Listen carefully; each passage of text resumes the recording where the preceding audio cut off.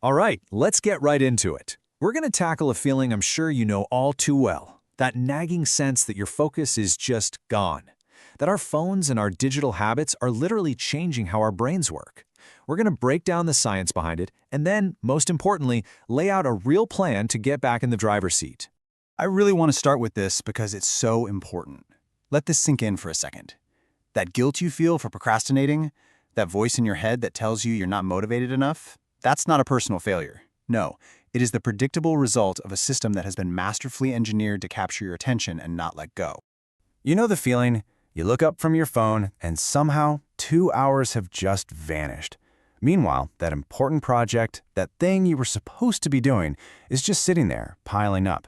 It literally feels like your own mind has been hijacked, working against your own best interests. And, well, on a neurochemical level, that's exactly what's happening. So let's pull back the curtain and look at the mechanics of this hijacking. To really get what's going on, we have to start with a term you've probably seen floating around the internet, one that just perfectly describes this mental fog we're all in: brain rot. Yeah, brain rot might sound like a joke, but it points to something very, very real. It's that cloudy, drained, can't focus feeling you get after you've been scrolling through an endless stream of super fast videos. Now, obviously your brain isn't literally rotting, but man, that term just nails the feeling of being completely overstimulated, doesn't it?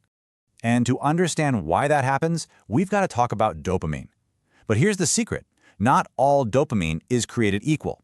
You've got good dopamine, the kind you earn. It comes from effort, like finishing a workout or finally nailing that new skill.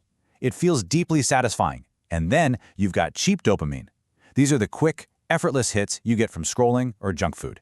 It's a fleeting rush that, in the long run, just leaves you feeling kind of empty. Now here's where it gets really interesting and a little scary.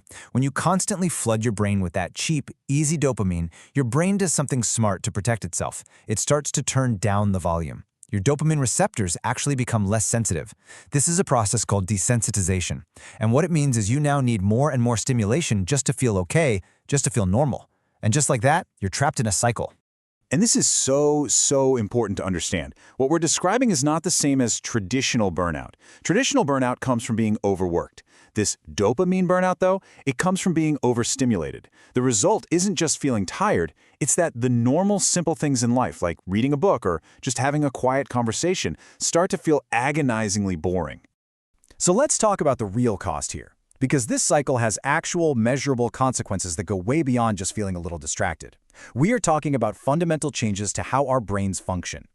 See, every single time you swipe to a new video, your brain is forced to completely switch contexts. A joke, then a political rant, then a cooking tutorial, then a puppy.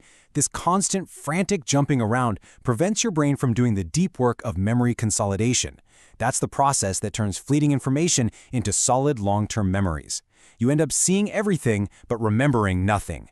And this isn't just a hunch, there's research to prove it. A fascinating study in NGP Science of Learning tested this exact thing. People who watched one continuous 10-minute video remembered about 2/3 of the info. Pretty good. But the group who watched the exact same information, but chopped up into a series of short, fragmented videos, whoa, their recall dropped all the way down to just 43%. The format itself is making it harder to learn. And it gets even more serious. Some research is now linking heavy use of these short-form videos to actual physical changes in the brain. We're talking about reduced gray matter density in the prefrontal cortex. That's your brain's CEO, the part in charge of decision-making, focus, and self-control. Okay, so that's the problem, and it's a big one. But what on earth is the solution? Well, it might be the very last thing you'd ever think of. In a world that is screaming for your attention 24/7, our most powerful weapon for recovery might just be its total opposite. I mean, really think about that. We spend so much of our lives running from boredom. We fill every spare second with a scroll, a click, a refresh. But what if that feeling we're trying so desperately to escape is the very thing our brains are crying out for to heal and to reset? Because when you finally let yourself be bored, something amazing happens inside your head. You activate this incredible system called the default mode network. This isn't your brain shutting down. It's your brain's creative workshop powering up. The DMN is where you connect old ideas to invent new ones. It's where you have your aha moments. It is literally the neurological home of creativity. And we are silencing it with our endless scrolling. And neuroscientists like Dr. Heather Lynch are confirming this. They're telling us that learning to tolerate boredom is a skill, like building a muscle. When you build that muscle, you're not so easily pulled away by meaningless distractions, and you can finally focus on the things that actually matter to you. So, how do we actually do this? How do we go from being hijacked to being in control again? Well, it's not about just trying harder. It's about following a clear, science-backed protocol to give your brain the reset it needs. First off, let's get the name right. Everybody talks about a dopamine detox, but that's actually pretty misleading. You don't want to get rid of dopamine, it's essential. The real goal here is a receptor sensitivity reset. You're not flushing anything out. You're just giving your receptors a break from all the shouting so they can finally start to hear the quiet whispers of normal everyday life again. And this next part is absolutely critical. Taking a 24-hour break from your phone might feel good, but on a neurochemical level, it does almost nothing.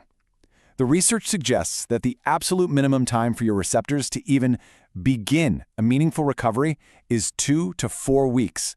Real lasting change takes a real, sustained commitment. The protocol itself is wonderfully simple. Step 1, identify and remove. Figure out what your personal kryptonite is. Is it TikTok, Instagram Reels, online shopping? And get rid of those specific apps. Step 2, embrace boredom. You have to intentionally schedule time to do nothing. Go for a walk without headphones. Just sit and stare out the window. Let that default mode network finally get to work. And step 3, replace those cheap dopamine hits with earned, effort-based rewards. Things like exercise, learning an instrument, building something. Activities that build you up over the long haul. So in the end, it really comes down to a choice. The greatest battle of our time isn't being fought with tanks and planes. It's being fought for your attention, and the front line is right there in your pocket. The only question is, who's going to be in charge? An algorithm designed to keep you addicted, or you? You know, the first step to changing anything is just getting honest about where you are right now. So let's start there. Go check your phone's screen time report for today.